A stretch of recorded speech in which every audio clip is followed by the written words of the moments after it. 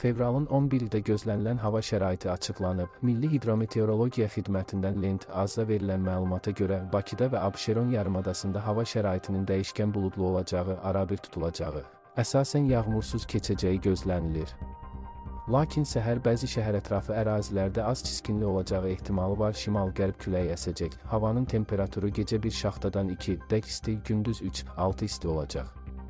Atmosfer təzyiqi normadan yüksək 772 mm civə sütunu təşkil edəcək. Nisbi rütubət 70-80 olacaq. Azərbaycanın rayonlarında havanın əsasən yağmursuz keçəcəyi gözlənilir. Bəzi yerlərdə arabir duman olacaq.